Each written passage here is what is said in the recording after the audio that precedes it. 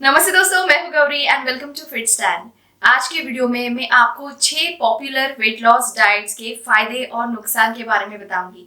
दोस्तों, अगर देखें तो आजकल वेट लॉस या वेट मेंटेन करने के लिए बहुत सारे डाइट्स होते हैं, जिनमें से कौन सा डाइट आपके लिए सही है ये जानना बहुत ही मुश्किल हो सकता है। तो आज के इस वीडियो में मैं 6 सबसे पॉपुलर डाइट्स बताऊंगी और उनके प्रोज और कॉन्स यानी उनके फायदे और नुकसानों की भी जानकारी दूंगी।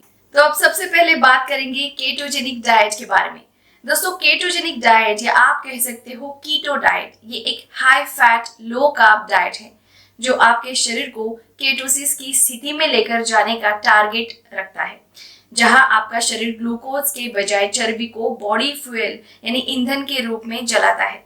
और जब आपका फैट बर्न होता है तब ऑटोमेटिकली आपका वेट लॉस होता है। इस डाइट के फायदों की बात करूं तो इससे आपका फास्ट वेट लॉस होता है, आपकी ब्लड शुगर कंट्रोल में लाने के लिए मदद मिलती है और एनर्जी लेवल इंप्रूव होती है। हालांकि अगर केटो डाइट की कॉन्स यानी नुकसानों की बात करूं तो ये डाइट फॉलो करते समय आपके पास बहुत ही रेस्ट्रिक्टेड या लिमिटेड यानी सीमित फूड लिस्ट या आप कह सकते हो लिमिटेड खाने के ऑप्शंस होते हैं। इसके बाद आपको न्यूट्रिशन डेफिशिएंसी यानी न्यूट्रिएंट कमी हो सकती है। और डाइट करते समय जब आपका एनर्जी फ्यूल ट्रांजिशन ड्यूरेशन होता है, उसके दौरान आपको कीटो फ्लू हो सकता है। कीटो फ्लू के दौरान आपको बहुत परेशानी हो सकती है। हमारे लिस्ट में दूसरे नंबर पर है इंटरमिटेंट फास्टिंग। दोस्तों, इंटरमिटेंट फास्टिंग एक बहुत ही पॉपुलर डाइट का तरीका है जिसमें आप एक फिक्स पीरियड में फास्टिंग यानी उपवास और खाना खाते हो। दोस्तों, इंटरमिटेंट फास्टिंग के कई प्रोज यानी फायदे हैं, जिसमें आपका वजन घटना, इंसुलिन सेंसिटिविटी में सुधार करना और इन्फ्लेमेशन यानी सूजन को कम करना शामिल है।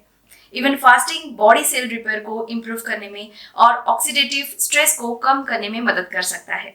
इसका आपके शरीर पर एंटी एजिंग इफेक्ट होता है।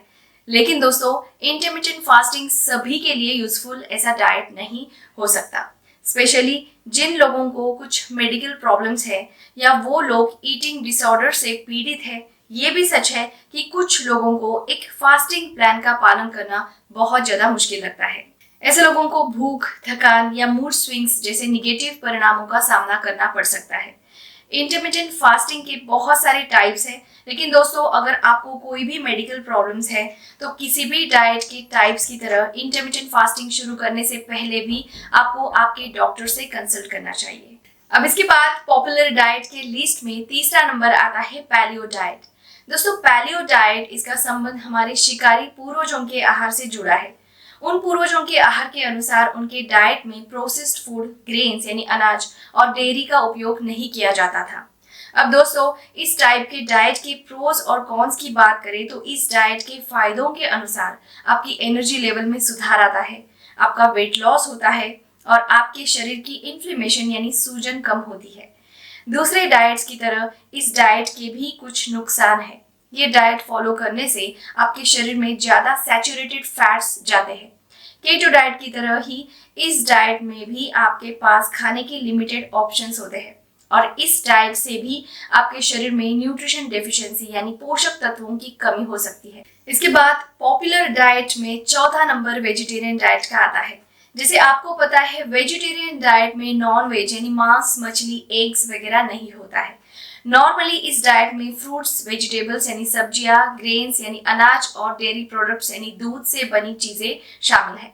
इस डाइट के फायदों में वेट लॉस, हार्ट हेल्थ यानी हृदय स्वास्थ्य में इंप्रूवमेंट और कैंसर, डायबिटीज और अन्य बीमारियों के रिस्क में कमी शामिल है। मैं खुद वेजिटेरियन डाइट फॉलो करती हूँ, सो आई नो इस डाइट के नुकसान भी है। जैसे कि वेजिटेरियन डाइट से आपको न्यूट्रिशन डेफिशिएंसी हो सकती है। आपको प्रोटीन और B12 विटामिन के लिए आपको बहुत केयरफुली मील्स प्लानिंग करनी होती है।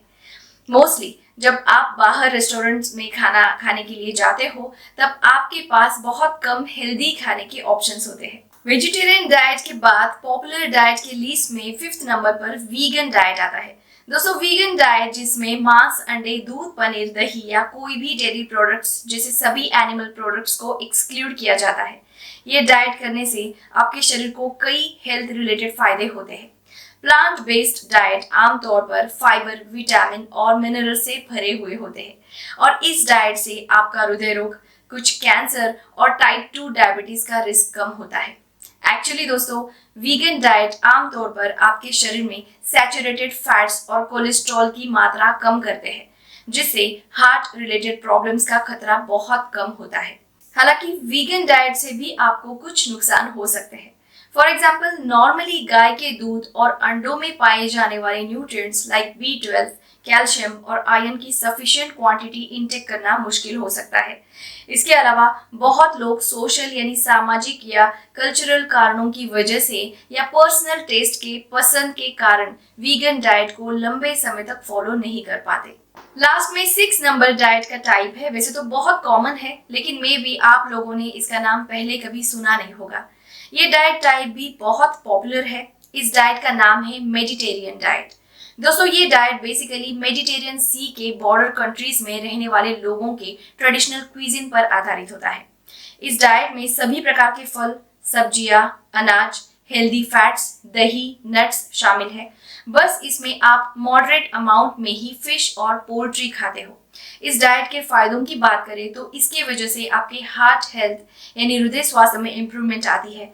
आपका हार्ट डिसीज का रिस्क कम होता है। ये डाइट फॉलो करते समय आपके पास खाने के बहुत सारे ऑप्शंस होते हैं।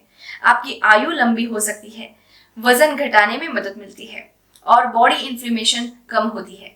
अब इस डाइट के कौन से यानी नुकसानों की बात करें तो इस डाइट को फॉलो करते समय में भी आप ज्यादा कार्बोहाइड्रेट इनटेक ले सकते हो।